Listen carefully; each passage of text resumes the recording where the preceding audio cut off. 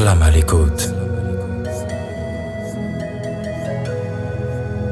Quand l'imprévisible surgit dans le réel, c'est là qu'on se noie dans l'illusion de la vie.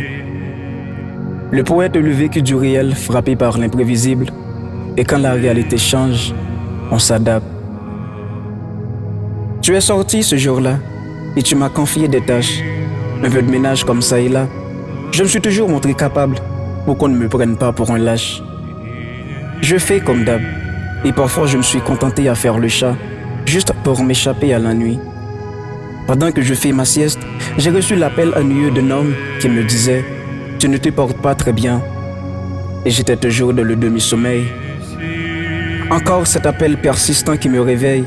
Et là, on vient de me dire que tu es à l'hôpital, il faut que je vienne.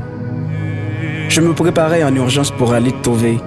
Dès mon arrivée, je t'ai vu alité sur ce poufias qui te tenait prisonnière. Pourtant, tu n'as pas entré sur une civière. Il faut que je garde le silence. Puisque tu dormais, on m'a dit que ça va aller, c'est pas grave. Je suis là assis à te regarder, tu ressentais ma présence. Tu t'es réveillé et tu me demandais comment je fais pour arriver là. À l'itinéraire que je devais franchir pour arriver ici, il y a des flics qui manifestaient et j'y marchais au milieu d'eux pour arriver là. Et me voilà tout près de toi. Et t'as pas encore soufflé un mot de plus. Puisque tu es dans le demi-sommeil, je me souviens de cette phrase que tu me disais.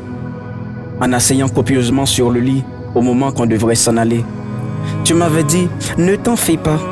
En arrivant à la maison, je te préparais à manger. Vu que tu es fatigué et tu n'as pu rien faire ce matin. Elle savait que parfois, je faisais mon malin.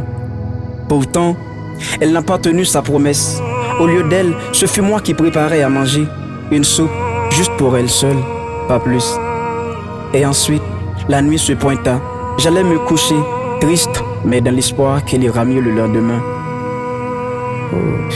Dans la nuit noire, mon ami, ma soeur Steph me réveillait à chaque instant pour me dire que ma mère avait une forte douleur et je faisais de mon mieux quand même pour l'apaiser.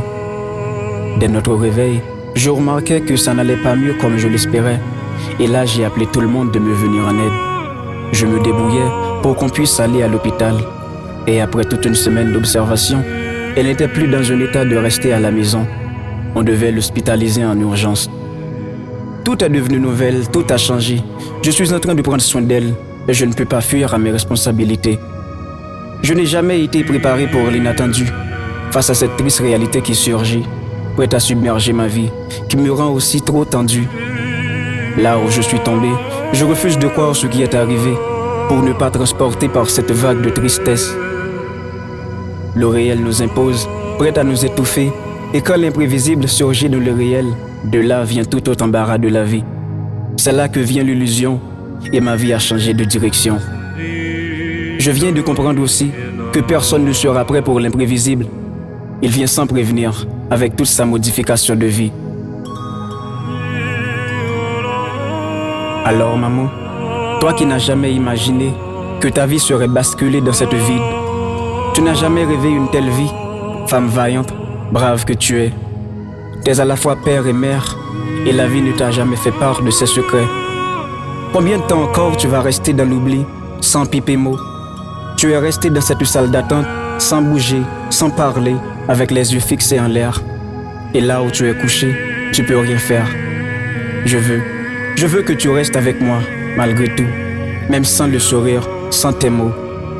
Je sais que tu as toujours cette envie. Je t'en prie, reste en vie. Boubens, le slammer mortel.